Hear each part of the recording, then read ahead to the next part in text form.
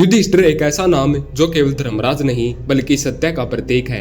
महाभारत की उस विराट कथा में जहाँ धनुष बाण की गूंज है, छल और शौर्य की टक्कर है, वहाँ एक आवाज है जो न कभी ऊंची हुई न ही किसी को दबाया। वह थी युधिष्ठिर की आवाज। जब भी हम जीवन में किसी से हार जाते हैं, जब हालात हमारे पक्ष में नहीं होते, तब हमें लगता है कि शायद सच्चाई कमजोर है।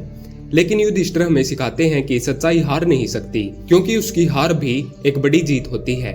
युधिष्ठिर ने क्या नहीं झेला, अपने ही भाइयों के साथ जुए में सब कुछ हार गए, राज्य, वैभव, यहाँ तक कि अपनी पत्नी द्रौपदी तक। क्या वो क्षण किसी के भी आत्मसम्मान को चकनाचूर करने के लिए काफी नहीं थे? और फिर वो वनवास, 13 साल का वनवास, जिसमें केवल कठिनाइयां ही नहीं बल्कि हर कदम पर अपने अस्तित्व को साबित करने की चुनौती थी।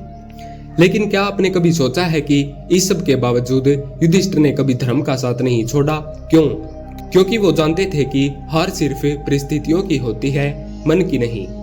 जब आप हार मान लेते हैं तभी आप सच में हारते हो। लेकिन जब आप सत्य के साथ खड़े रहते हो, भले ही दुनिया आपको मूर्ख समझे, पर आप भीतर से अजय हो जाते हो। द्रौपदी ने जब सभा में प्रश्न किया, क्या आपने मुझे जुए में हारने से पहले खुद को हारा था?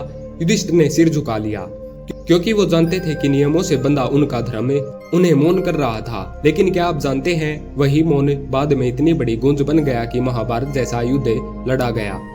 जीवन भी ऐसा ही है, कभी कभी हम सही होते हुए भी चुप रह जाते हैं, क्योंकि हम जानते हैं कि अभी की लड़ाई बड़ी नहीं है, लेकिन आने वाला समय सत्य की असली परख करेगा। कुरुक्षेत्र के युद्ध के बाद जब सब कुछ खत्म हो गया, भाई, रिश्तेदार, गुरुजन, एक पल आया जब युधिष्ठिर ने कहा, मैं राज्य नहीं चाहता, मैं इस युद्ध की जीत से खुश नहीं हूँ। सोचिए, कौन ऐसा राजा होगा जिसे सिंहासन के बजाय शांति की तलाश हो?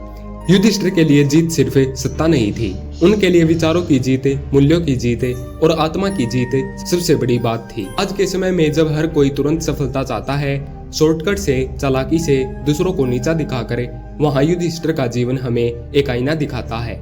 हो सकता है कि आपकी सच्चाई आपको कभी ताने दिलाए, लोग हंसे आप पर, कहें कि ये दुनिया ऐसी नहीं चलती भाई। लेकिन याद रखना, सच देर से जीतता है, पर जब जीतता है तो इतिहास बन जाता है।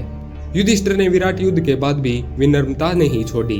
उन्होंने अपनी गलती मानी, दुख को स्वीकारा और फिर तपस्या में लग गए। उन्होंने कभी अपने भाइयों की मौत पर गर्व नहीं किया, न ही शत्रुओं की हार पर उल्लास किया, क्योंकि वो जानते थे जो जीते दूसरों को कुचल कर मिले, वो जीत नहीं, एक और हार है। युधिष्ठिर हमें सिखाते हैं कि संघर्ष से कभी मत भागो। जो परिस्थिति तुम्हें तोड़ रही है वही तुम्हें गढ़ भी रही है। जो लोग आज तुम्हें कमजोर समझते हैं, वही कल तुम्हारी नरमी को तुम्हारी ताकत बताएंगे। एक समय ऐसा भी आया जब युधिष्ठिर अकेले हिमालय की ओर चल दिए। सब भाई एक एक गिरते गए, लेकिन युधिष्ठिर चलते रहे, क्योंकि उनका लक्ष्य स्वर्ग नहीं था बल्कि आत्मा की पूर्णता थी। और जब स्वर्ग का रथ आया तो साथ में उनका एक कुत्ता था। इंद्र ने कहा, कुत्ते को मत लाओ, लेकिन युधिष्ठिर ने कहा, जो साथ चल रहा है उसे मैं छोड़ नहीं सकता। उसे कुत्ते का साथ छोड़ना मतलब धर्म को छोड़ना होता। यही युधिष्ठिर की असली जीत थी।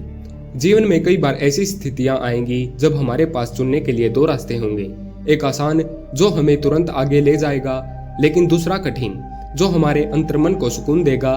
तभी युधिष्ठिर को याद रखना, क्योंकि हो सकता है तुम्हें वह कठिन राह अभी हार लगे, लेकिन वही हार कल को तुम्हारी सबसे बड़ी जीत बन जाएगी। तो अगर आज तुम सच्चे हो लेकिन हार रहे हो तो चिंता मत करो। अगर तुम्हारा दिल साफ है पर तुम्हें लोग सिर्फ मूर्ख कह रहे हैं तो रुक जाओ। अगर तुम सही हो फिर भी तुम्हारे साथ कोई नहीं है तो यकीन रखो, सत्य तुम्हारा साथी है। युधिष्ठिर जैसे लोग इतिहास में इसलिए अमर होते हैं क्योंकि उन्हें दुनिया को जीतकर नहीं, स्वयं को जीत कर दिखाया। और जो खुद को जीत लेता है वो कभी भी किसी भी हाल में हार नहीं सकता। यही है युधिष्ठिर का सत्य, हार में छुपी हुई जीत। धन्यवाद।